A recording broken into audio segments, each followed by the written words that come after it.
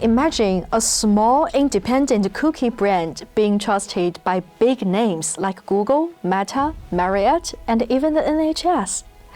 Now picture those same handmade biscuits showing up in the recording studios in Noel, Liam Gallagher, or Phil Collins. That's the Biskery.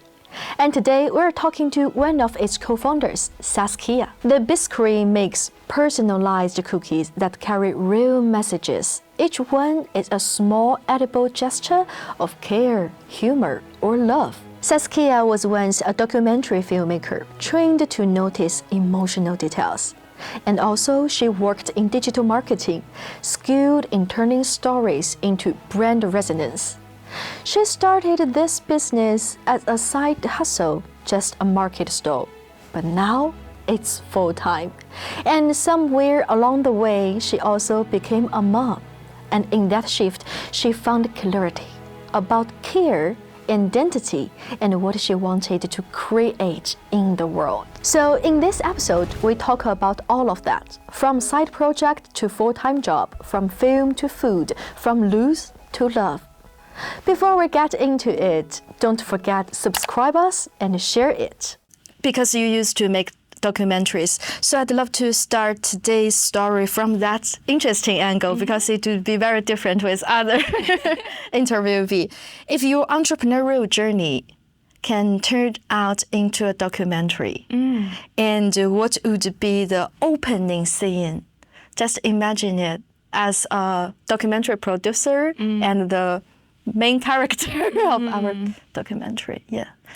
The opening scene would have to be filming in East Congo with the gorillas. I think that would be my preferred opening scene. It's not from the biscuits or the kitchen or... No. Why? I would start with that one because I think it's the moment where I've been most humbled. I think it's the moment that has left me... I don't know, it was such a unique experience that I never ever thought I would have in life.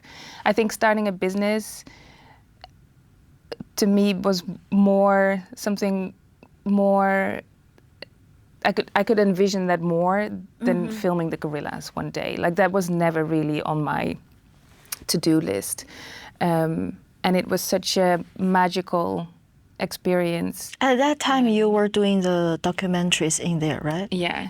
I was doing a project for the United Nations, and we traveled all over the Democratic Republic of Congo.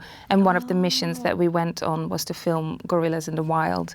And I think, like from that vision, or from that, first opening of a documentary, it's like, okay, so she started there, and then she ended up running a biscuit bakery. Like I think that would put the viewers maybe on the wrong foot. It's like they think this is going to be about about one thing, and it's going to end up somewhere completely different. And I like to keep people hesitating, unsure of where they're going to. Can you picture us more details when you, like the opening scene, when you were watching that gorilla, what were they doing, and what are you look like? You're in the car, or you just lean on the tree? I don't know.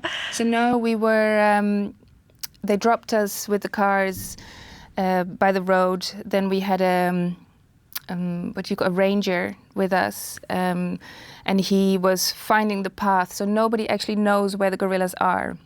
So they know the area where they are.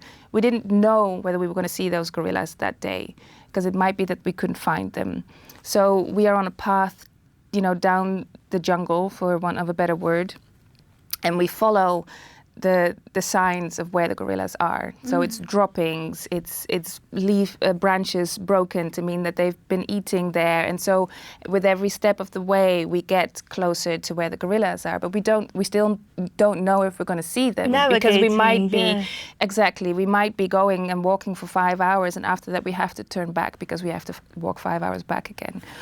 And then all of a sudden, you're there, and there was a grey silverback gorilla, huge, absolutely huge, just doing his own thing. He was lying there. He was, scratching his back a little bit, and we approach him, and he is not. He's not afraid. He's not disturbed. He just keeps doing what he's doing, and I unpack my camera. And I start filming him, and I'm just like, I don't understand what is going on. It's such a surreal experience.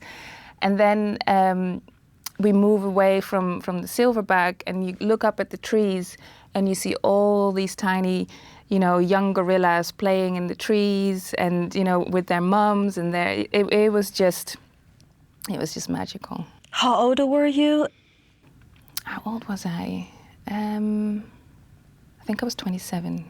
Oh, really young, really young. And what were you thinking at the end of the day? I think I couldn't really comprehend what had happened that day. I think it took me a really long time to like, oh my God, this thing big thing. It was a really big thing. And it was such I spoke to my business partner about this the other day, because we were talking about what was, what is a memory that you would love to relive, and that's a memory that I would love to relive. And I think the part of it that made it so pivotal to me was not knowing whether we were going to find them.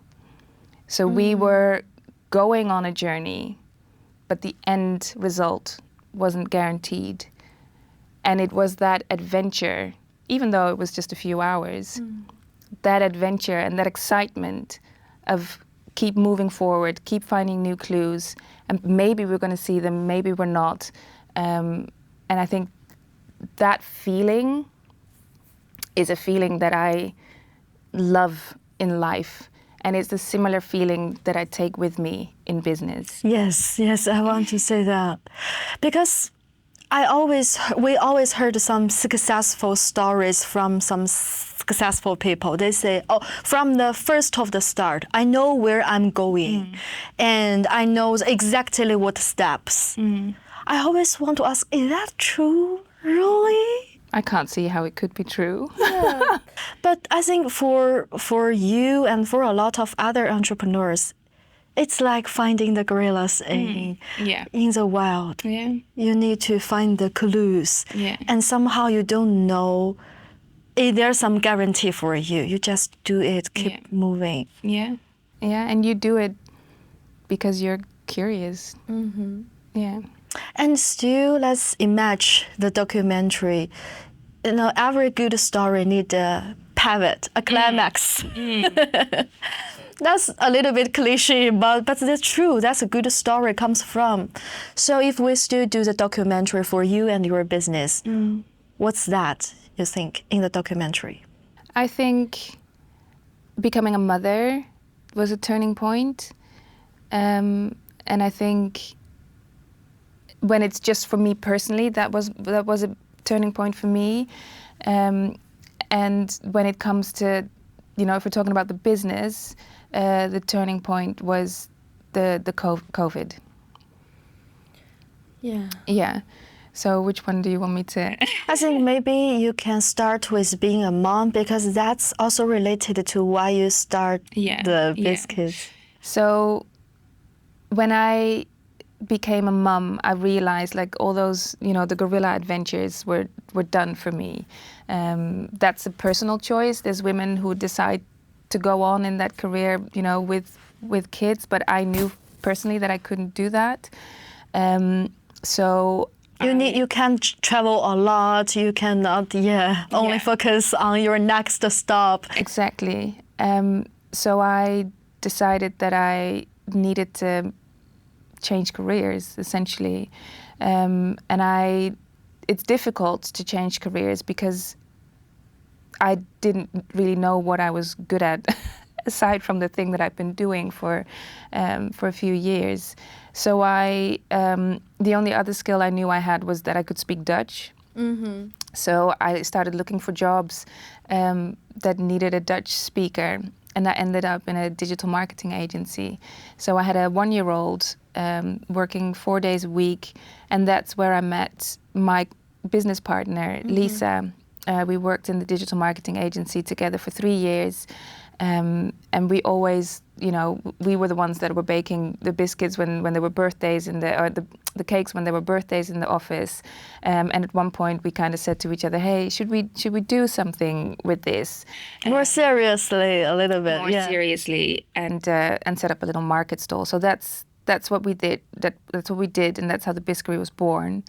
So I think that was a personal, climax. Or, But I remember you said a thing before. That's really moved me. It's like, because I don't have kids, so I a little bit cannot imagine that very accurately, but I also heard a lot of stories from other, female friends. It's like when you have a baby, you kindly feel like you're losing yourself. And I remember you said that's also another factor to influence you. Can you tell us? Yeah. So I think when you become a mum, and as we were discussing earlier, even offline, like you have to nurture your child. Like 100% of your focus and energy goes to that little baby that needs to be kept alive, right? It's very fragile. That's your biggest job all of a sudden. And in that process, you forget about yourself. You're like, number I don't know what on the list. And after a while, you start to notice that you forget yourself, because you're a mum first, you're somebody's wife, you're a daughter, you've got your friends, you're an employee. And then the last person on the list is the fact that you are a woman in your own right. And I think for me and Lisa, meeting up and making space for us to be, ourselves again, without all the other labels, that's what the start of that business gave us as well. It gave us a container where we could remove all the other labels and just be our creative selves. And yes, let's turn to another point about the business.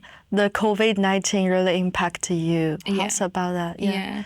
Yeah, that was huge. So can't remember the exact date that the UK went into lockdown, but I think it was around the 20th of March, 2020. And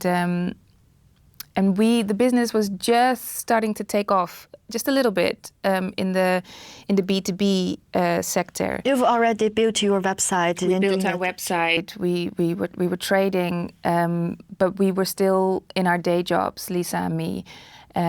So the business was still developing. A really good hobby. And so COVID hit. We were just getting a little bit of traction in the B2B space, but everything dried up. Businesses weren't coming to us for biscuits anymore because nobody was meeting each other anymore. There were no events, there was nothing. And so we said to ourselves, right, it's probably going to be really quiet, and we're not essential workers, but we'd love to do something to make people feel connected in some way. So we started giving away free biscuits.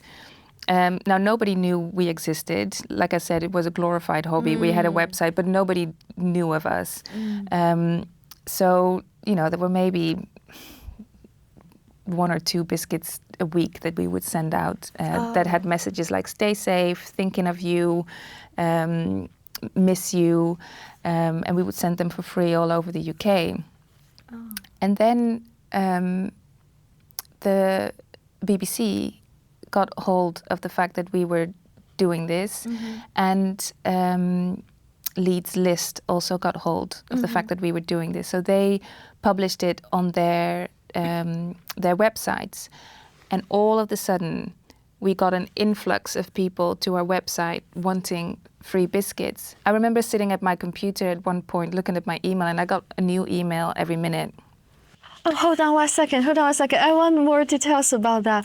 So no matter BBC or Leeds, like a journalist found you guys, how did they find you, and how they talk with you? And when they talk with you, did you guys just have the forecast like, oh my God, we're gonna do bigger work?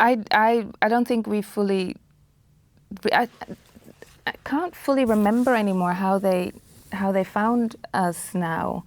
Because that's a big marketing. It is, and it wasn't intended. We weren't intended on doing this as a marketing Like use your previous human resources networking to say, yeah, I'm doing this. Exactly. No, nothing like that. It was nothing like that. I can't fully remember how one of them found us, and then from the other one found us because they put it online, and then from there, when you offer a free product, you know how it goes. Like everybody just like, oh my God, it's free, it's free, it's free, it's free, it's free, and then it just spreads like wildfire. And I think it's not only about free, because at that very hard period, people need some emotional support. Yeah. And how did you guys decide we want to do this free stuff? Because that cost a lot, at least the materials. We were tiny, so we didn't think we were going to make hundreds of these. You know, we just thought we do whatever comes, you know, to us in terms of an order. But we never had, like, our e-commerce platform on the website never did anything for us in all the 2-3 years that the website had been live. Like, nobody came to us and ordered anything online. So we didn't think this was going to be a big thing. Because remember, at that time, Lisa and I were both working still. We were homeschooled. We had started to homeschool our children at that point. Oh, yeah. And we were doing the Biskery on the side. So we knew we didn't want to do anything crazy because we have to be able to sustain it.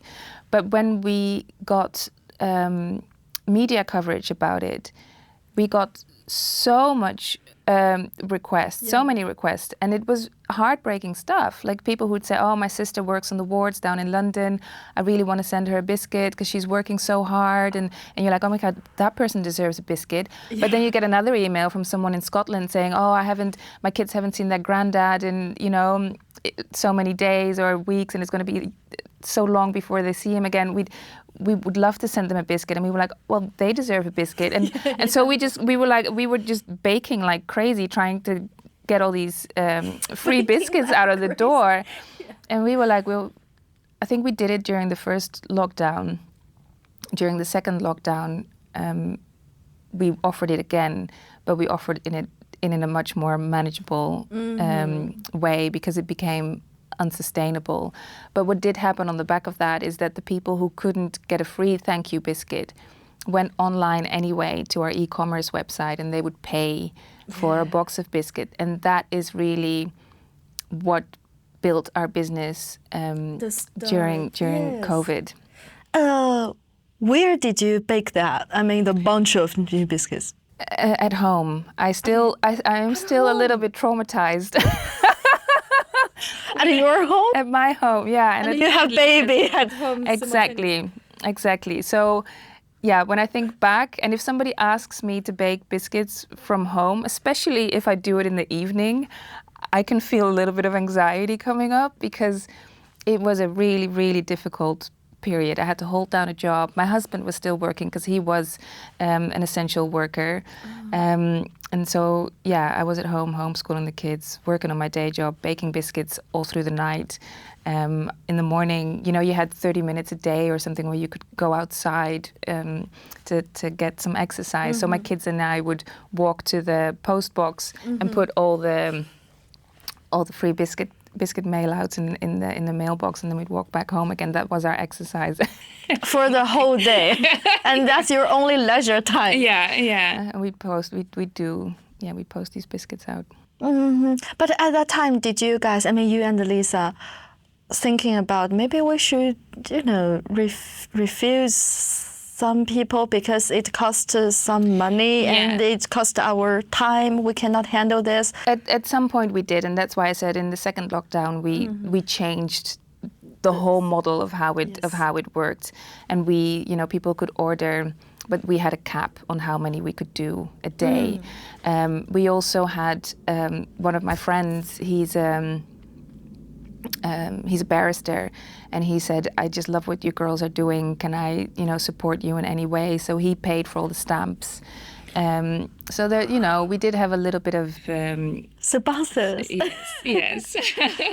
Yeah. But did you guys calculate the ROI after that? No, we weren't really business people at that time still. Like we were No, I don't think we did. But the ROI was clear in the sense that people were finding us, and especially from the Leeds List link, we got a lot of emails saying, "Oh, we didn't even know you guys were here. You know that this was a thing, and that you guys existed, and that you're in Leeds." And because the response to both the people sending the biscuit and the people receiving the biscuit was so emotional, I think people were emailing us saying, "Can I just send you this picture? This is my friend, and he's in tears because he, received one of your biscuits," and for them saying, "We sent one of your free biscuits, but I need you to know that it's not just a biscuit. It's so much more. The biscuit is just the physical product, but the real gift is one of connection." And in a time where people couldn't be together, that was a huge gift. And I think here's the thing. I don't know a lot about the biscuit business in UK or in Europe. Is that a big market or a niche market? And why did you guys start to do this like very different biscuits with words, with very, different, it's not very different shapes, but pretty unique and cute. How did everything start, and why you start about biscuit? Yes. So the biscuit market is huge in the UK. It's the biggest biscuit market. Like no other country in Europe consumes as many biscuits as they do in the UK. And when we started our business back in 2016 as a hobby, once a month market stall in Kirkstall Deli Market in Leeds, we baked pies, we baked cakes, and we baked biscuits. Oh yeah, a lot. Yeah. And what kind of pie and the cakes? So we have red wine cake from Germany. That was one of Lisa's specialities. We had Dutch apple pies. That's yours? That was mine. And then we had, the jam biscuits that we have today, but they weren't personalized. We had, different varieties of biscuits that we don't do today anymore. We quickly realized that as mums, we don't have a lot of time. Like I said, we were working our corporate jobs at the time as well. So we just really had to look at the business and say, what can we realistically do in the time that we have? And it takes, you can bake 2 cakes or maybe 3 cakes at a push in one of our home ovens. And it'll take at least an hour for them to bake. But you can put, 50 biscuits in for 10 minutes. And we were like, I think which one makes more sense. So that's when we decided to leave everything that would take a long time to bake and only focus on the biscuits. And then... and the shape, the taste, everything of the initial biscuit is the same with now? Yeah. So the biscuit is based on a recipe of Lisa's grandma. It's from a Linzer biscuit basic recipe, but that her grandma altered a little bit. So that comes from her recipe book. And it's won a Great Taste Award as well. So it's a really, really nice biscuit. And then the personalization aspect came in when we got an email from a lady who lived down south in London, and her friend had just given birth in Leeds, and she's like, I really want to send her a personalized box with the name of the baby in biscuit form. And we were like, okay, yeah, I'm sure we can do that. We'd never done that before. So we spent a whole afternoon trying to figure out how we were gonna get this name. Like you're gonna curve on it, or have some different shapes. We didn't. We had a box of small letter cutters, but we didn't know like what shape should the biscuit be. Should they we were just experimenting for like 3-5 hours straight, and in the end we came up with a box that we were happy with. And we hand-delivered it to the lady in Leeds. And the next day we got a message from her friend down south in London. And she said, thank you so, so much. I can't explain to you how happy she was. It brought her to tears to see her baby's name written in the biscuit. And we were like, oh, okay, well, maybe personalization is a thing. And then we, rather than me selling biscuits to you for you to eat, we can make it a gifting product. And that really changed the way our business transformed as well. A lot of our business is built on ideas that come from other people. Like Lisa and me are pretty, we're pretty smart, but I would say the majority of what has influenced the direction of the business has come from listening to what other people say they want. Besides that, what else? But because you guys are, I think, open-minded is one thing. Humble, not having big ego is another important thing. And third thing is you have the common sense, you have the gut of business, definitely. Otherwise, you cannot recognize that's a good suggestion. So what other good suggestions you've received? So other good suggestions. So the first corporate order that we got was from Penguin Publishers, and they wanted their exact logo branded into the biscuit. And we were like... Yeah, because the letter, you can have the letter... How and it's generic letters. Yes, and logo maybe is... But they wanted this specific logo into the biscuit. And when Penguin Publishers comes and asks for something, you're going to say yes. And then and then you figure out how to do it. But I think we did crazy things like carving the logo into a potato. I don't know if you used to do that when you were kids, but to make a stamp out of it. So I think we did that as a first instance to see if it would work. And then we were like, okay, well, this is stupid. We can't do this. So and did you guys have any background about painting or drawing? No. And then we thought about 3D printing. And we were like, I think we can get someone to make this into a stamp. And that's the first stamps that we did, where that particular stamp was made at the University of Leeds, because they were the only people that we found that had a 3D printer at the time that could print it for us at a reasonable price. Oh my God, now I'm proud of Leeds, my university now, good. So we did that order, and then it was like, okay, well, we can advertise this, that we can do this for businesses now.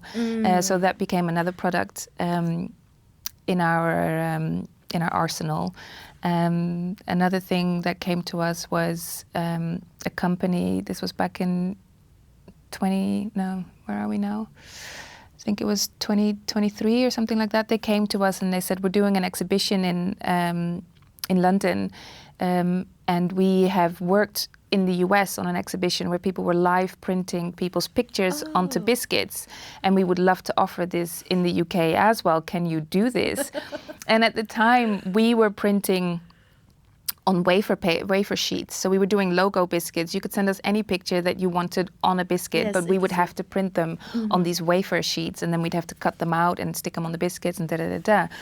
So Lisa and I were like, we can do that. Yeah, we'll do that for you. What date? September, can't remember, September 23 or something like that. We'll be there and we'll print these biscuits for you. And we were like, are we going to bring our wafer printer to the event and then print it out, cut it out and stick it on? That's just not going to work. And then we found this machine online that they used for their Las Vegas exhibition. And we were like, okay, well, we're going to have to buy this because that's the only way that we're going to deliver this for them.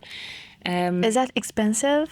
It was a few £1,000s. Oh yeah, that's a lot.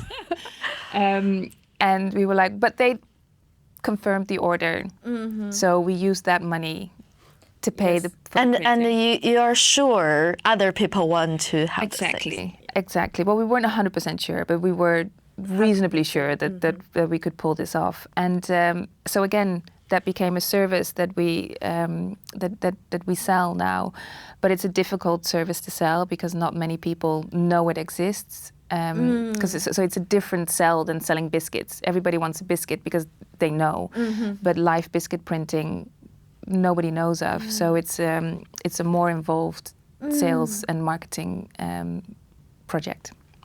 Well, that's related to some, because now I'm doing my MBA, and this is my first business-related education. I heard a lot of theory about innovation. And some academia people say innovation usually don't come from R&D department. Usually the initial idea and the implement about innovation is from the sales part. They are the one who sensing the market, who talking with consumers, and they know what are they needing right now. And it's really aligned with you guys' journey. And besides what I feel like you're open-minded, humbled, and a little bit of luck. Can I say that? Yeah, no, please say it. That's a good thing. I think that's a good thing. I think some people don't want to admit I have some luck. People want to say, because I'm very, I'm making a lot of efforts. Yes, you are, but I think the part where we are lucky as well is the time where we're living in now, and where there's a huge focus on female founders, minority founders, and these are definitely things that have helped us in our journey. And that's not something that, I can't make that up. Like that's a societal change that is happening right now, and we find ourselves lucky enough starting a business at that point in time that helps lift our visibility, because people want to work with female founders, they want to work with minority founders. So, that's definitely luck. And another thing is every tasks, that's three things we talked about. Every task is difficult and new, but you are just, okay, we can do it. Yeah. Definitely. Yeah. And you just match their expectation. Yeah. I want to go back to a little bit to try to find some clue.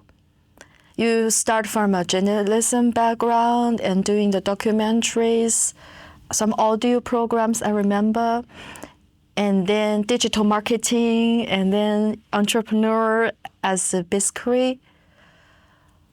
What do you think, what's the thing that you think is not changed during the whole way?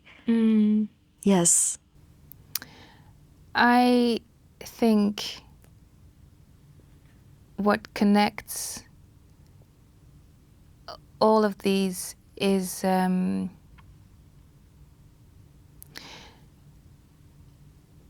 subject. I think the subject are all people who have a story. In journalism, I had the privilege of speaking to people and letting them tell their story, which was wonderful. Like, the job that you're doing, I think it's such a privilege to sit and ask people questions. And I think in the Biskery, we facilitate people expressing themselves. So it might be, a personal story of someone saying thanks to someone who's helped them with a project or over a long period of time in their life, and they sent them a box of thank you biscuits, and there's always a story behind it. And sometimes you see glimmers of that in, the notes that they leave with their order. Or whether it's a business who wants to celebrate their team, for their accomplishments. There are always stories behind the biscuits that are being sent all over the UK. And I think especially, I always say, our Tuesday Gratitudes biscuit scheme, like where we give away free biscuits still, like the ones we did during lockdown.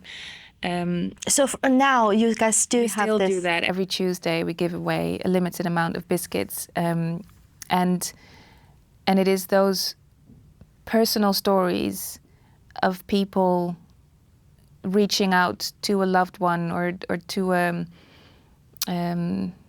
team member or someone who they have a connection with that they want to essentially solidify or deepen, and just getting glimpses of that truly fills my heart. I just think it's the most beautiful thing.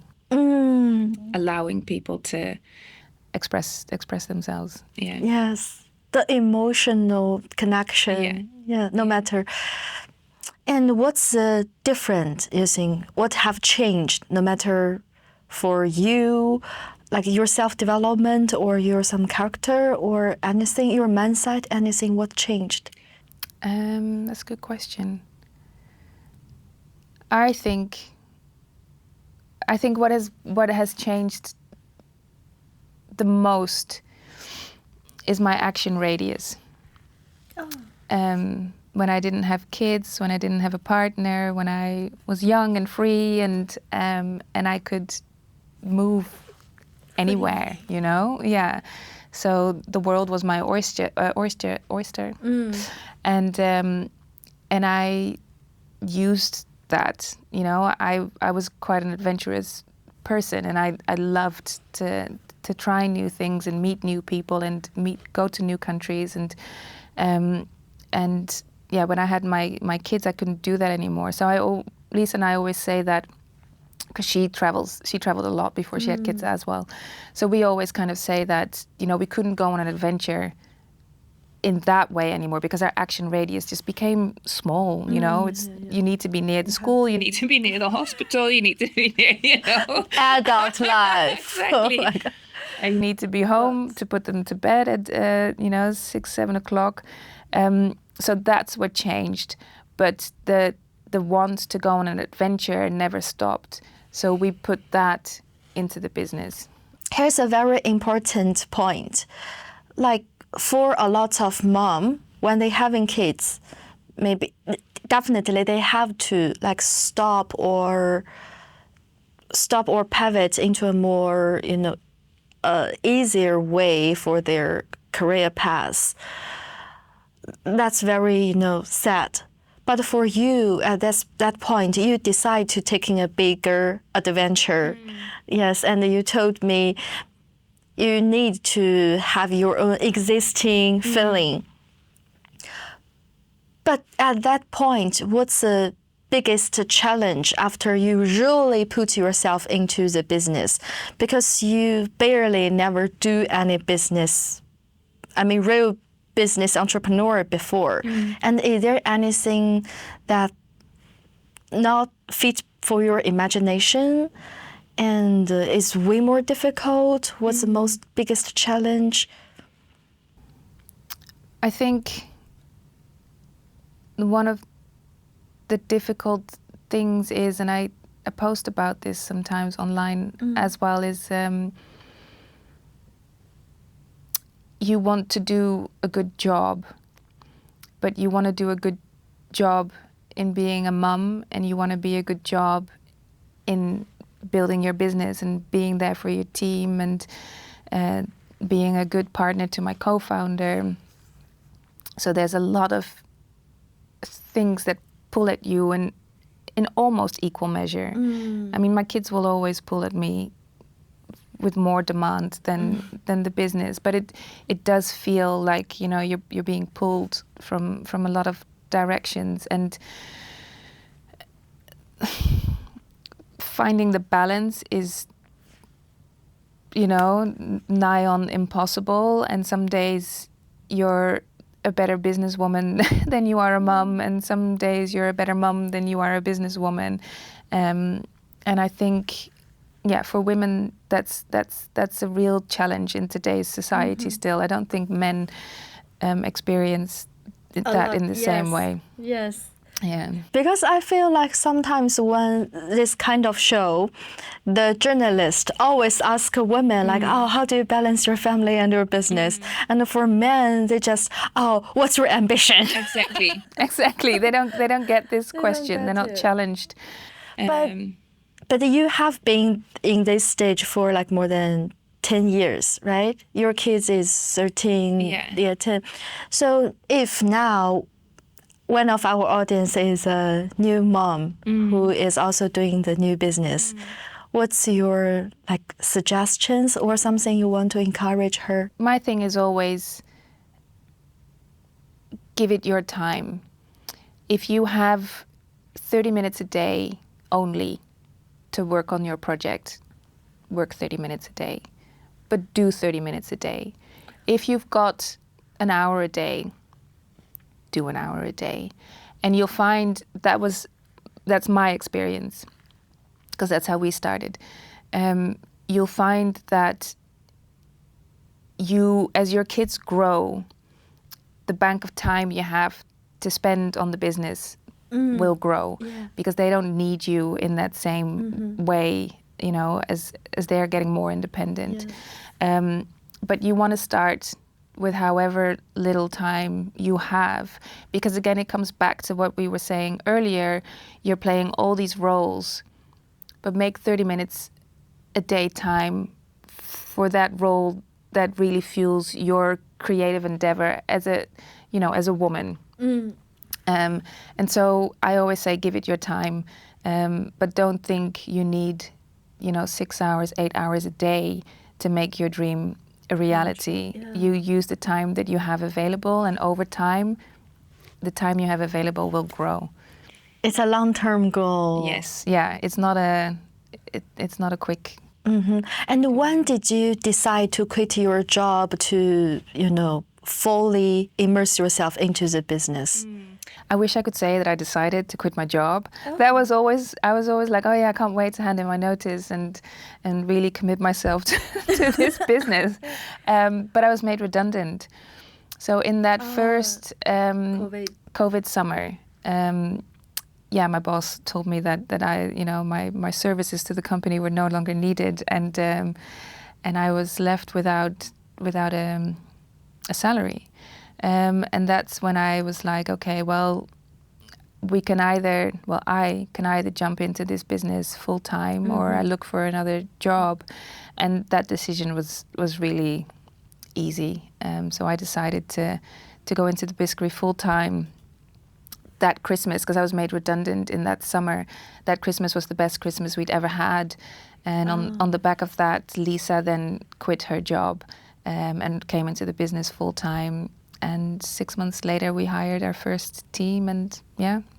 What's your and Lisa's different responsibilities for the company now? So Lisa is mainly sales, HR, and I am finance, marketing. Oh. And can you imagine, if COVID-19 didn't happen? That's a sad thing, and you're still working in that role. But maybe you and Lisa are still doing the biscuits. Yeah. How's that gonna happen in today? And who are you today in that parallel world? That's a good question. Like I said, just before COVID happened, we did start to see a growing curve in our B2B orders. So I think we would have still been where we are today, because our business offering was good, was needed, because as we could see, because people were coming to us. I think what perhaps, and I'm not 100% sure, I think COVID showed us what our true product was, which was kindness, connection. I don't know if we would have figured that out so quickly. So quickly, yes. Yeah. COVID reveals the truth, the point of that. Yeah. And here's the question now. What's your company's mission? Well, we are on a mission to make 5 million people feel appreciated. So we always, again, come back to this a few times in the conversation, but our biscuits are vessels for appreciation, kindness, and connection. So when you give a biscuit of the Biskery, it's not just a biscuit. You're showing someone, I really, really appreciate having you here in my life, in my company, you know, running this event, whatever it is. And our mission is to make people feel appreciated, because especially, you know, we've done some research within the UK, and 49% of people in the UK say that they experience loneliness. And so we want to make people know you're not alone. You know, there's people who deeply care about you, and if a little biscuit can showcase that to someone, I think that's really important. Why 5 million? Why this number? I think we wanted to quantify it in something that would challenge us, but that would still be attainable. Yeah. And now you guys have the number like 1 million? I think it's a little bit less. We've defined this mission maybe. I think it might have been a month ago. So we're doing work on the back end now to put a teller on the website to showcase people how many. It's like exactly, a moving teller. So to show people the impact of, you know, what their orders are doing UK wide. So yeah, come back to me in a month and I'll give you the exact number. And our audience can check your website, yes. definitely. And because you have expertise in digital marketing, so what do you think, you know, the best part about your digital marketing expertise working on your company? Yeah, I think that's invaluable. I don't think I'd be where I am now if I didn't have digital marketing background. It costs a lot of money to hire people to do digital marketing, especially in the early days when we weren't paying ourselves any money. We couldn't have paid for anybody to build our website and to make it rank. So I built the first two versions of our website myself. And then Lisa and me, we were just, you know, doing what we know in the background. And I think it took us only a year to rank on the #1 page in Google for branded biscuits. And that's how Penguin Publishers found us way back in the day, because we were visible online. That's the only reason. Otherwise, they would have never heard of us. We would have been a market stall in Leeds, where, you know, no one's walking past there. So I think a lot of our audience would be very interested in this part. Like, what's the, you know, common wrong for a lot of entrepreneurs, early stage entrepreneurs, they're gonna make when they're doing their digital marketing or when they're doing their website? And can you give them some suggestions based on your experience? I mean, it's difficult. I think people, when they are so focused on SEO and ticking off all the SEO boxes, that they forget that the people who are going to use their website is not Google, but it's their customers. Yes. So if you optimize for Google and not optimize for your customers, they are not going to transact. So they might find you, but they'll come onto your website and they're like, oh, this isn't written for a human. This is written for a robot. So you have to find the balance between user experience and SEO. So that's one thing that I would say. And I think maybe another thing, and this is very dependent on what industry you're in, but when we started doing Google advertising, for instance, which is part of digital marketing, is we started with just £3 a day, because that's all we had. And again, you know, you start with what you have, and then you start testing. What does £3 do? What you know? And if it works, you add a little bit more, and you add a little bit more. But you don't have to go in at the same rate at what your competitors are doing, because they've been in the game for longer than you have been. So you need to be smart at it. Like, your £3 you know, are you only gonna spend them on specific 3 hours a day when, you know, maybe the last 3 hours of the working day when people have done what they need to do during the day, and maybe in the last 3 hours they're browsing the internet. Do you know what I mean? I don't know. It's very industry specific, but you have to be clever with these things and trial and error, trial and error, trial and error, and that's how digital marketing works as well. But the beauty of it is you get a lot of data, and if you understand how to read the data, you can optimize it over and over and over and over and over again. If a new brand is setting up its website today, what's a small thing they should never overlook? Like the, you know, SEO or copy or single test of any line?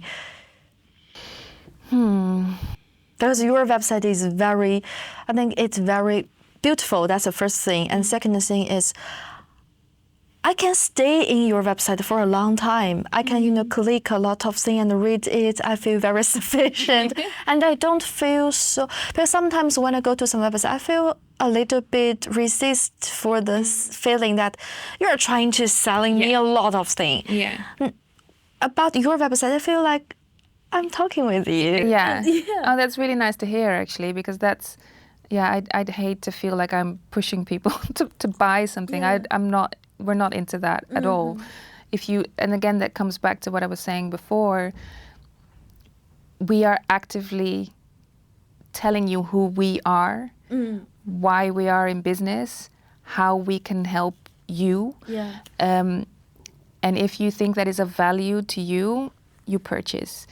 But that's the only way that I can see this work. There's no point in me having things flash up on the website with discount here and offer here and buy now, otherwise it disappears, you know. Yes, it's disappeared, always like that. That makes me stress out. So the one thing that somebody starting a website today needs to have, oh my God, that's a really good question. But I think maybe perhaps, well, one of the great pieces of advice that somebody once gave to me is like, when you start a business or a company, or even if it's a blog, it doesn't even matter what it is, but if you have a presence online, people want to see your face. The amount of people who feel resistant to putting a picture of themselves attached to their website is huge. People will leave a name, they will leave their email address, but they will not put a picture of themselves in the About Us section but people buy from people. They want to see you, and you have to give them that. I think that would be, a really big piece of advice. What if, let's get a little bit rid of the political right, because I think we're genuine also as our audience. If let's say my own image is not suitable for my product or my service. For example, I look very grumpy, but my service is about making people happy like the biscuits. Then I don't want to put my photo on the website. Will that happen? I think there must be one picture of you somewhere. Maybe when you looked at the face of your baby for the very first time. Like, there's got to be some picture somewhere that is presentable. I think it's hugely important. People, present yourself in the best light. You know, I didn't put a picture of myself up when I just wake up in the morning, and then, do you know what I mean? You present yourself in a good light, but present yourself. And it can be designed. It should need to think a lot about it, like how to align with your brand and your mission. Exactly. When you start your LinkedIn page, you think about it. So when you design the About Us page on your website, you're not just going to put any old picture on it. It has to be high quality, and it has to be preferably professionally shot and present you in a good light. And I remember you said now you don't have any fundings. And you don't want to involve too much this external fundings. And why? Because a lot of people are talking about that's a symbol of your successful, or that's a symbol of you can scaling. And how do you think about it? Yeah, that's a good question.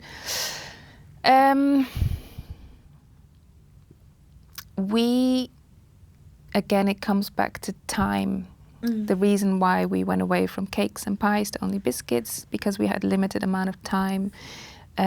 Lisa and my kids, they have grown a lot over the last 9 years, but we didn't have a lot of time whilst we were raising our kids. We wanted to pick them up from the school gates at 3 o'clock, and your day is slashed in half as a woman. So we started our business with our team on working school hours only.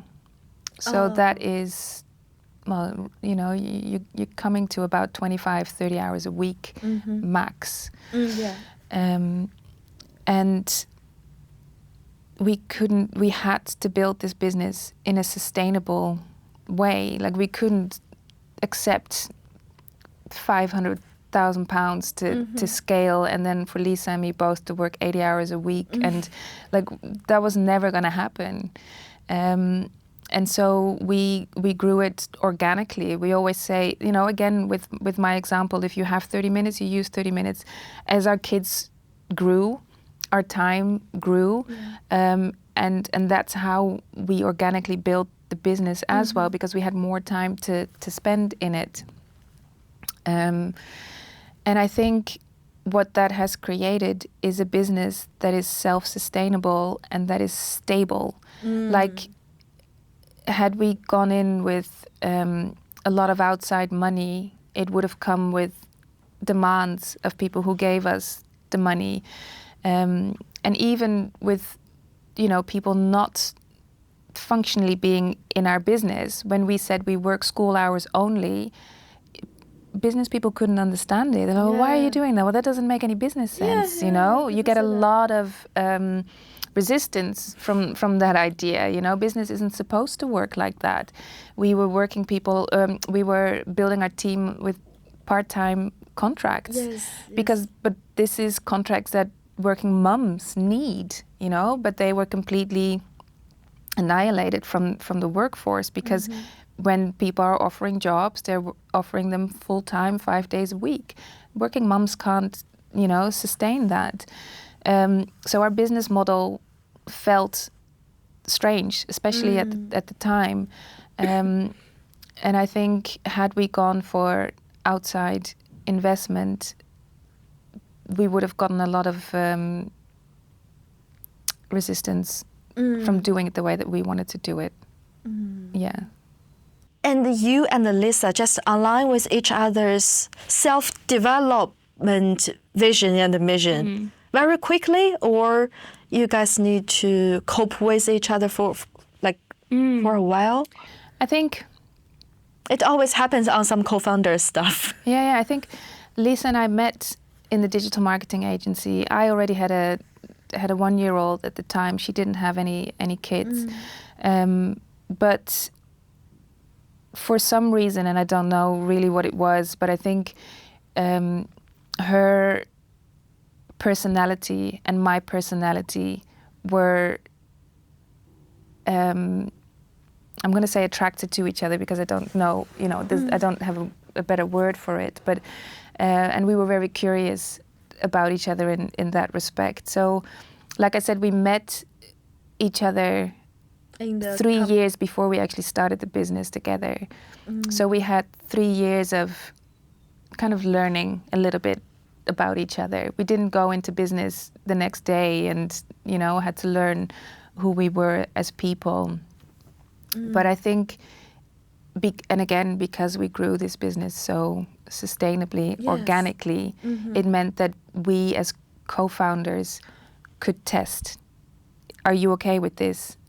No. Okay, if not, what can we find that we both are okay with?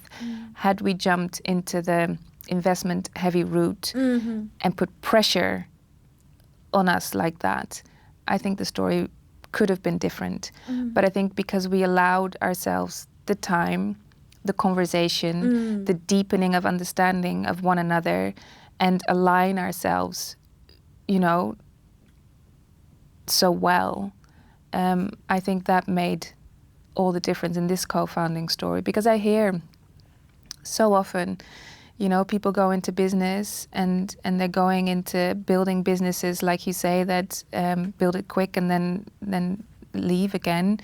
There's so much pressure. There's so much pressure on co-founders, and the reality is that each co-founder lives a different life. They're not the same people. They've got different desires, dreams, work-life situations, partnering situations. One's got 3 children, the other one's got 4, you know, in different age. So the pressures on your personal life are so different and then the business that you have together brings in another real pressurized situation. I think it makes it really hard for many co-founders to work. But I think because we built it so organically, it meant that conversation between Lisa and me of what do you want, what do you need, always had enough time for us not to get in any real conflict, to be honest. What kind of, let's say, books or movies, anything about business that impacted you a lot?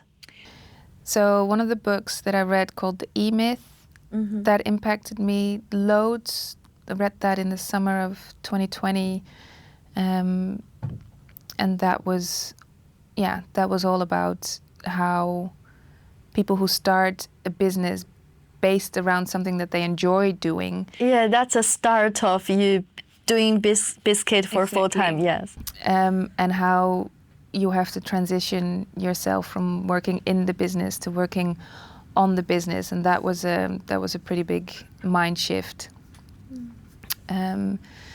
Another book that I love is Give and Take. And again, because of the way that we run our business, which often feels counterintuitive, after reading that book, I thought, no, it is the right way to do business, because nothing is and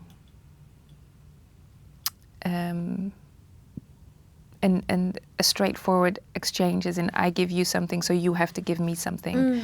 You know, it's I give you something and I give you something and I give you something and you might give her something. It doesn't have to come back to me. Oh, in the book they mentioned that. Oh, yeah, it's a really good book. If you've not read it, I think you should read it.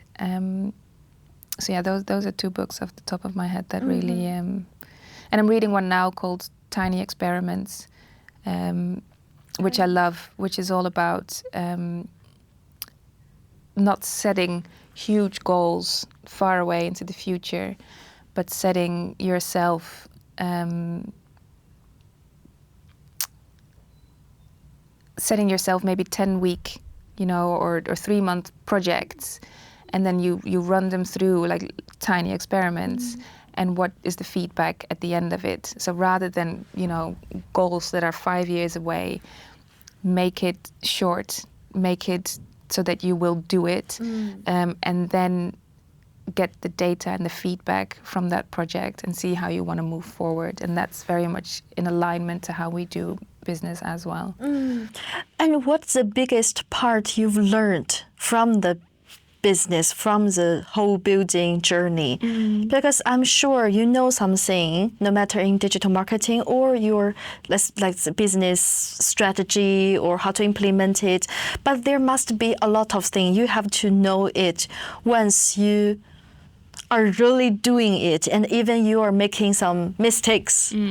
And what's that for you? I would say get an accountant from the start. You don't want to mess up your HMRC. Get your insurance, business insurance from the start.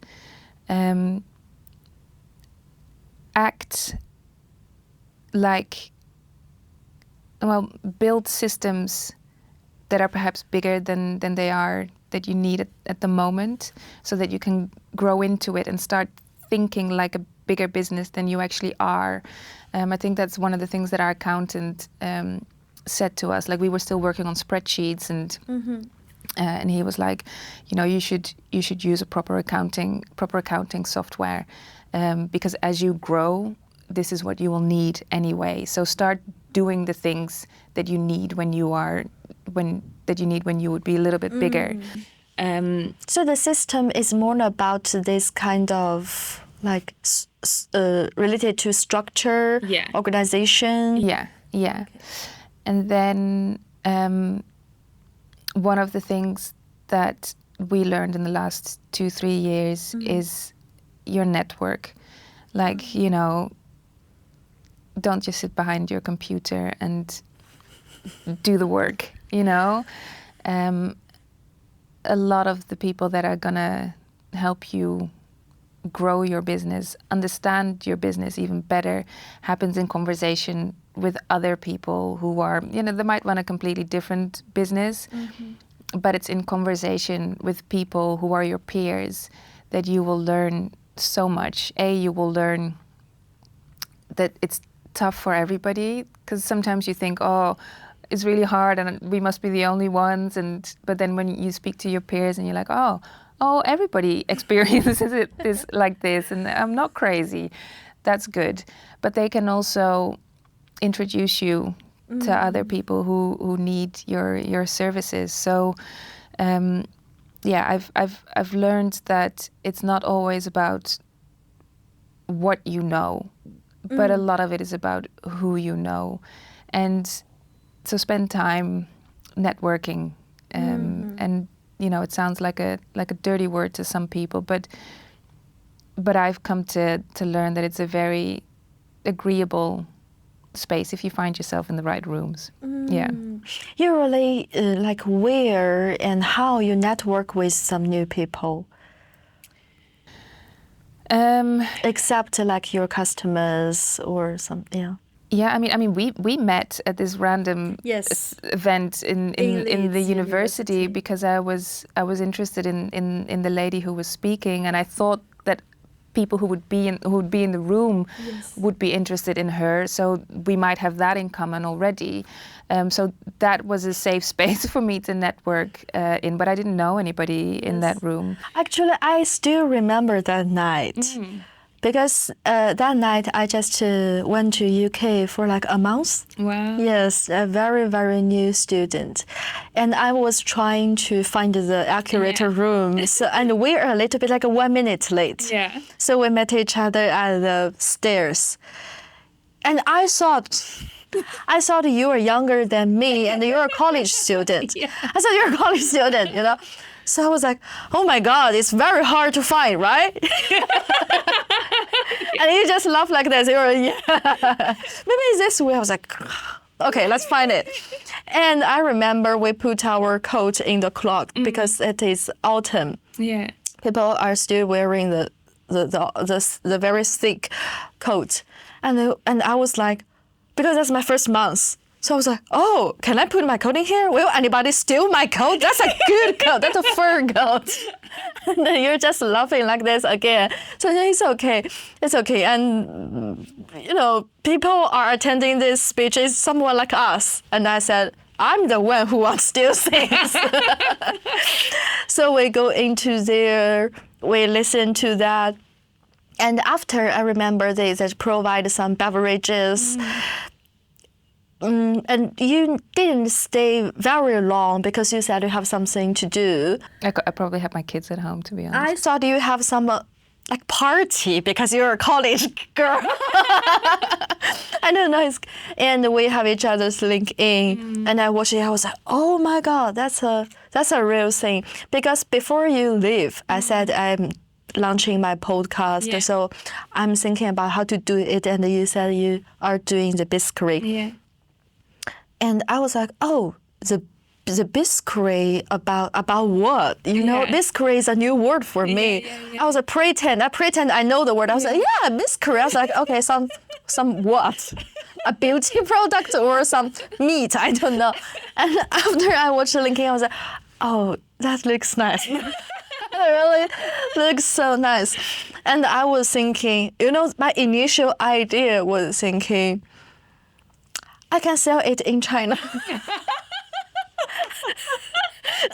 I can build downstream. Because Chinese people love to have some like souvenirs from UK, from Europe.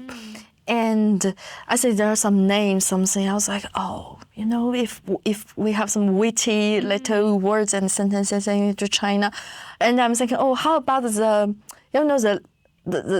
date limitation? How to say that? The character limit. No, the shelf life. Yes, or the expire. Yes. Yeah. Is that okay to go back to China? I don't know.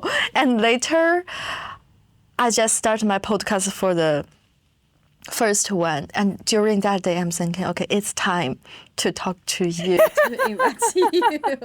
And now I'm kind of gave up. Well, we can still talk about China. Yeah, maybe later. You see. But my point is, you and your product and your company, your website, all of that have a magic that make people feel like I'm trust in you. And I don't know in what kind of part, but I want to be a part of it. Even just a customer, I bought like 6 biscuits. I still feel like I'm a part of that.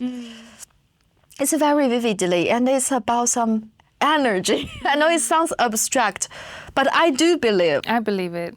People have the energy. I believe it. I'm happy to go into that woo-woo space. Yeah. Yeah. I mean, having you say that, that means everything to me. It gives me goosebumps because that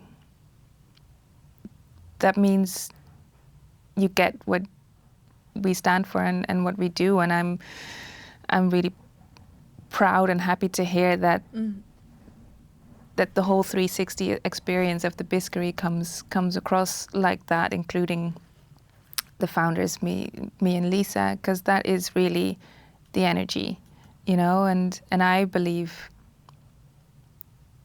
in energy, and I believe that energy doesn't lie, and that's why I do trust it a lot, and a lot of that is how the business started. It's complete intuition, gut feeling, and to me all of that is energy. And when we say we want to make 5 million people feel appreciated, we really mean that, because we feel that it's really important in this day and age where everything is digital and people can mask behind the computer. Yes. And human connection is probably the final thing that the digital world can't take from us yet. I think it reminds me another thing, like when I was teenager or early 20s, I'm pretty rebellious. I'm that kind of girl. I'm very cool. I have some tattoos. I don't want to talk with people, and I'm not arrogant. I just feel, the young people's lost. And I feel like I don't want to interact with people, because if I don't interact, then that's my way to protect myself. I won't be hurted. I'm so sensitive. I'm easily to get hurted, and my way is go away. But like the past 10 years to now, I also did my career pivot from the art and the drama background to now business.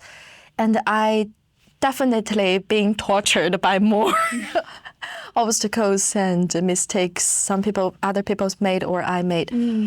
But the more I experienced this, the more I feel like now I'm going back to the world.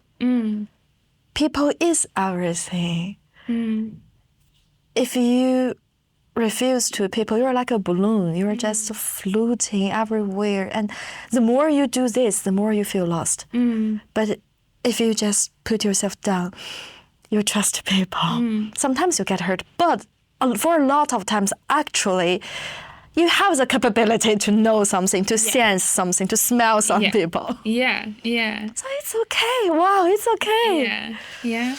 And to learn to trust your intuition. I think that's a huge learning curve. And some people are naturally good at it. They're born with this intuition that guides them, and other people have to take a little bit more time to learn how to listen to it.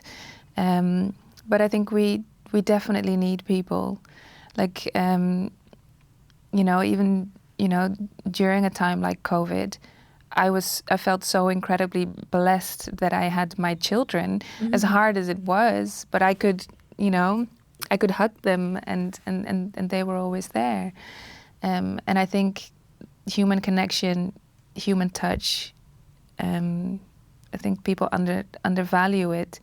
And you don't have to have hundreds of people in your network, you just need to have a few good people and let them know that you appreciate them. And I think I saw one post on your LinkedIn about Phil Collins. Oh yeah. When I was teenager, I listened to him. Can you tell us the story behind that? It's like their music studio. Yeah, was it with the Oasis? Was it the 6 pictures in the box? Yeah, that was a weird one. Why? It's just things like this happen, and you're just like, I don't even understand. It was someone sending pictures of Liam Gallagher. Can't remember his brothers, Neil and Liam Gallagher and Phil Collins. Yes. Pictures of them recording in their studio, and they'd ordered through the website, and they sent us these pictures, and they put in the address of the recording studio, and they were going to be eaten by Phil Collins and the Gallagher brothers. And I was just like, I was on a weekend away with my friends when I saw that come in, and I was just like, what? This is happening now? Because you said when you were teenager, you listened to him a lot. Yeah, I did. Yeah, I grew up in the 80s. I think my mum was a big fan of him as well. So yeah, that was mad. Do you have any other like impressive customers you've never imagined? Yeah, a lot. A lot. Yeah, a lot. We worked with Karl Lagerfeld, the fashion designer. Google, that was nice. Google was a nice one because we feel like we've worked for Google for so long in the digital marketing world.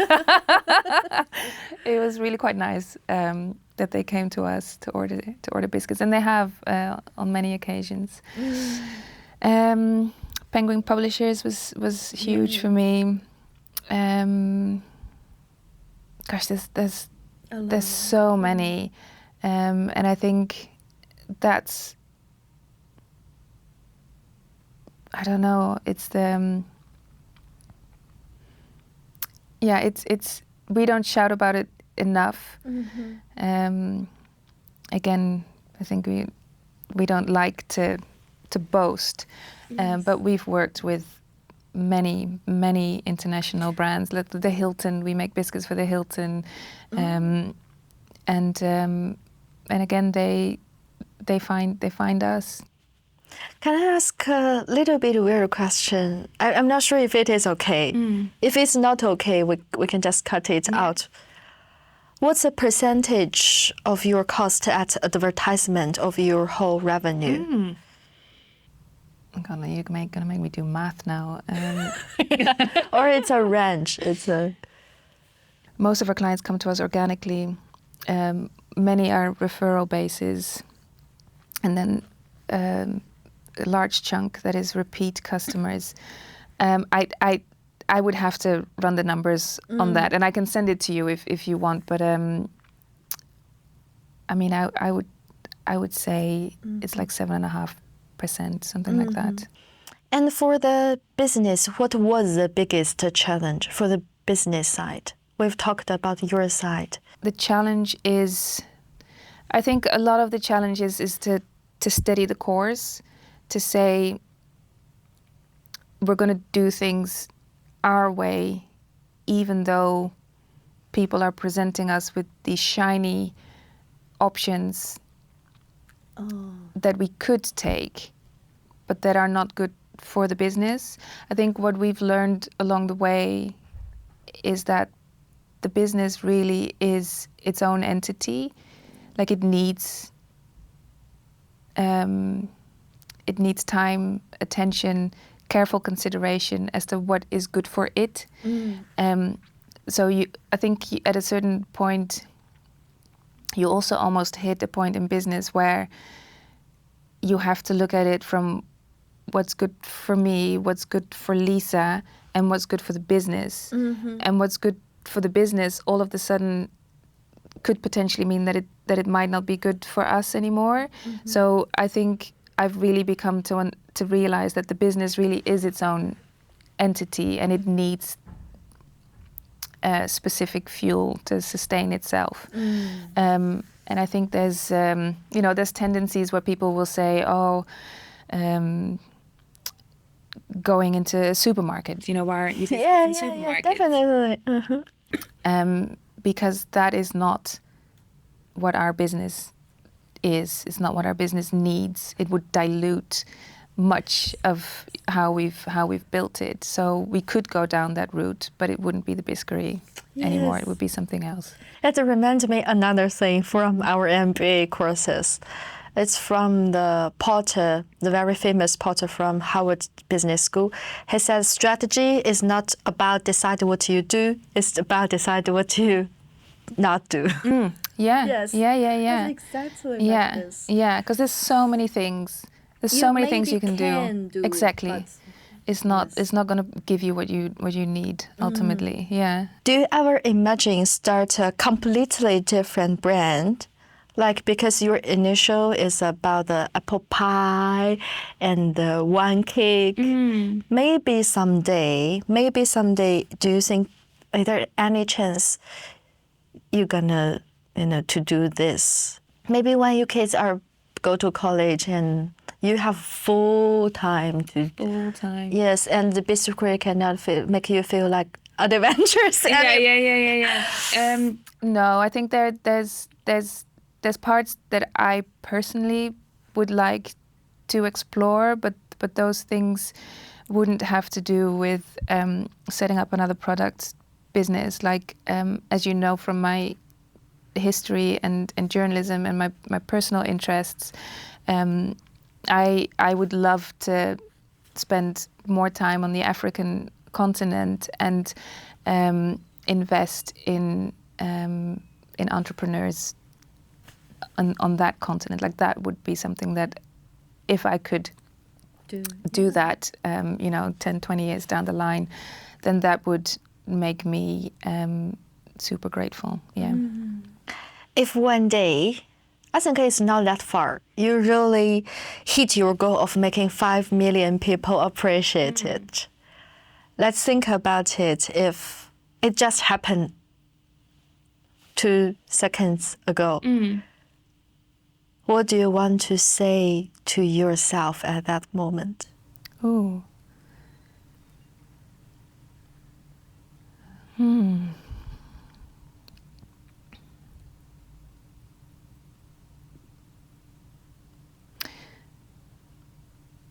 What would I say to myself at that moment? I would say, well done. You've made the world a tiny bit better.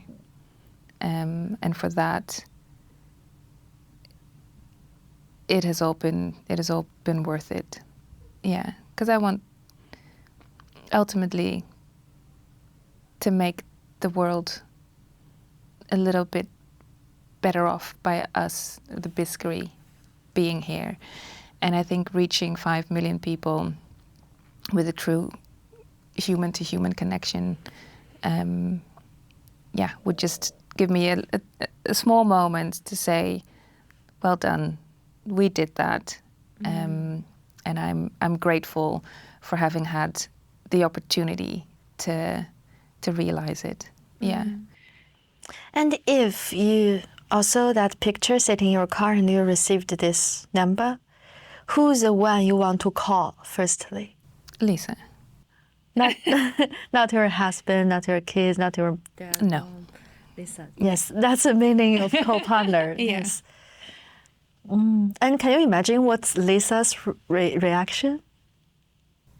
Probably the same as me, to be honest. And we'd probably celebrate it really quietly, like that on the phone in the car, as we have so many times.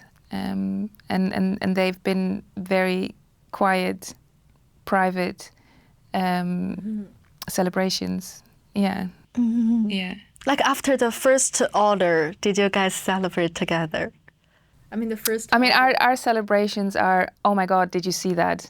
And I'll send her a screen snap. Because you were on office. Exactly, yeah, which was really, really embarrassing at the time. But yeah, now if you would read our WhatsApp chat, you know, you'll see the little snippets of euphoria in there, and one of which was, you know, when Noel Gallagher and Phil Collins biscuits were ordered. Yeah. So little things like that we share with each other. We just had our 9th birthday on the 26th of March, and again, we should have celebrated probably to, you know, but we were at home working, and at the end of the day, somebody said, you guys should have had cake. I was like, yeah, we probably should have, but we miss a lot of those opportunities. But maybe you're right. When we hit 5 million, we'll call each other, and maybe we should do something a little bit bigger. Now, here's a last one. Let's go back to the documentary storyline. We have the opening screen, like the gorilla, and a young girl just stunning by them. And then for the pivot, it's about a new mom. And for the COVID, people are reaching out to you.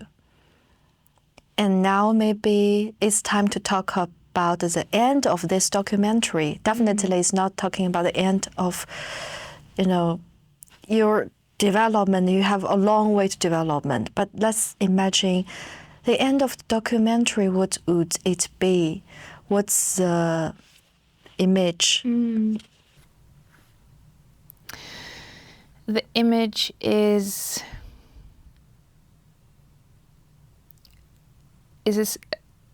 almost like a space, I think, for me. I mean, you've been in the Biskery. Yes. And to me, it's important that our team loves being in their place of work. You know, like it matters to me that where we produce our biscuits is a place of, again, good energy. Yes, I guess. yes, I understand. So I'd like the image to be of a space that showcases that, you know, that the production of these biscuits come from a genuine, real, authentic, good energy place, and that you see the biscuits leave this place to go on their journey to their, you know, recipients. But I think I'd love it to be an image of where they come from, and I'd like the space to be a little bit bigger than what we have now, but still with the same warmth and generosity and genuine love that we all have for making this product for, you know, the people of the UK currently. But I'd love it if there was an end scene or picture that could capture that. You know, it's made by real people with real attention and focus, who work in a good space to give you a quality product. Yeah. How about the name? The name of the documentary? Oh, I didn't know it. Just suddenly, all the scripts is in here. Yeah. And I will think the name too.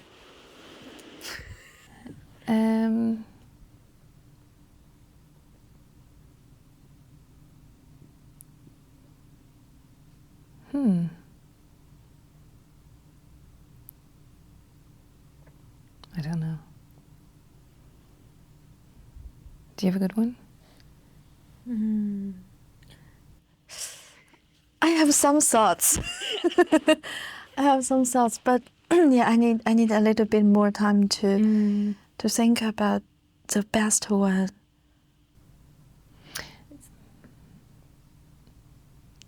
I don't know if it's like it's almost something like the path of curiosity is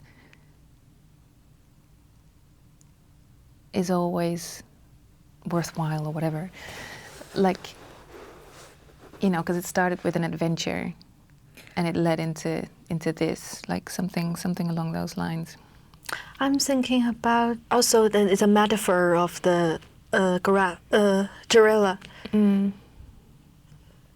It's a little bit like you have the strong spirit and very gentle and subtle.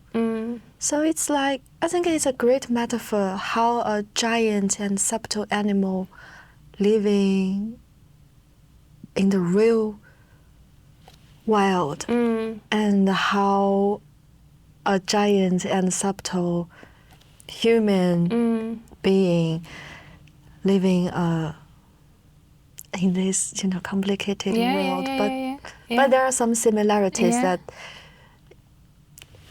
it gives me the picture that you said. You watch the gorilla, you guys are pretty close to him or them, but he just scratch and the leaves. It's a little bit like you guys. Some people say you need to scale, you need to go to supermarket, you can do it. And you're like scratching it. Yeah, I like that. You are. I love that. Yeah. Yeah, that's good. That's beautiful. Oh, Thank you. Thank you. That was really nice. Yeah.